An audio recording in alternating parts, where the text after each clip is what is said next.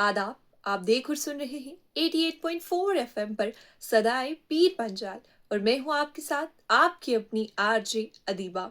दोस्तों, सुनो कहानी मेरी जुबानी के इस दूसरे एपिसोड में आपका स्वागत है।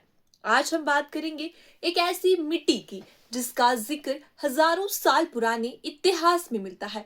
एक ऐसी जमीन जो सदियों तक बड़े बड़े राजाओं और रियासतों का गढ़ रही। आज हम खोलेंगे हमारे अपने रजौरी के इतिहास के वो पन्ने जो हम में से बहुत कम लोग जानते हैं। इस कहानी की शुरुआत होती है महाभारत के दौर से, जब इस खित्ते को पंचाल देश कहा जाता था। 7वीं सदी में जब चाइनीज ट्रैवलर यहाँ से गुजरा तो उसने इसका जिक्र किया और बाद में 11वीं और 12वीं सदी में आई किताब राजतरंगी में इस जगह को साफ तौर पर राजपुरी कहा गया।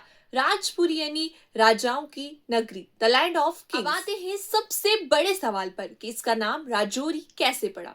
देखिए, इतिहासकारों का मानना है राजपुरी शब्द समय के साथ साथ बदलता चला गया। लोकल भाषा में राजपुरी को लोग राजवारी कहने लगे। राजवारी का मतलब होता है राजाओं का रास्ता या राजाओं का निवास।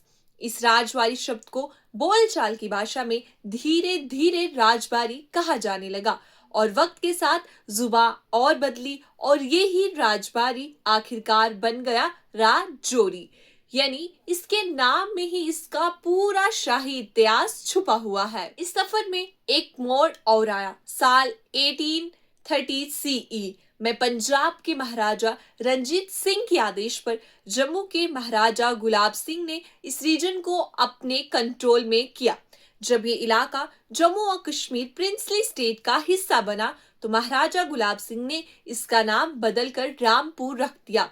कुछ वक्त तक सरकारी कागजों में इसे रामपुर पुकारा गया और लोकल लोगों के दिलों और जुबान पर राजौरी का नाम ऐसे चढ़ा था कि वो कभी कम हुआ ही नहीं। अब बात करते हैं उस दौर की जिसके बिना राजौरी का इतिहास अधूरा है। राजौरी की आजादी 1947 में पार्टीशन के वक्त पाकिस्तानी कबायलों ने इस खूबसूरत इलाके पर कब्जा कर लिया था और यहाँ के लोगों पर बहुत जुल्म ढाए। पर हमारी बहादुर इंडियन आर्मी ने एक नया इतिहास लिखा।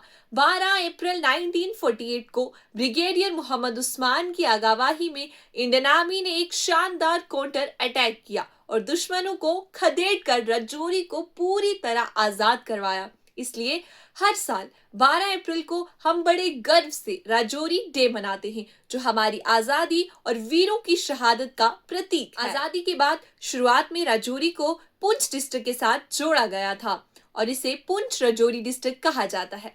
आपको शायद याद है कि आज के दौर में भी राजौरी और पुंछ को ट्विन डिस्ट्रिक्ट कहा जाता है, मगर इस इलाके की अहमियत और इसके बड़े सिलसिले को देखते हुए साल 1968 यानी 1 जनवरी 1968 को राजौरी को पुंछ से अलग करके एक मुकम्मल और इंडिपेंडेंट डिस्ट्रिक्ट का दर्जा दिया गया और तब से लेकर आज तक राजौरी अपनी एक अलग बुलंद और खूबसूरत पहचान के साथ पूरे देश में चमक रहा है। दोस्तों, ये थी हमारी मिट्टी की दास्तां। पंचाल देश से शुरू होकर राजाओं का रास्ता यानी राजवारी बनना, रामपुर का दौर देखना, 1948 में आजाद होना और आखिरकार 1 जनवरी 1968 में हमारा प्यारा राजौरी डिस्ट्रिक्ट बनना।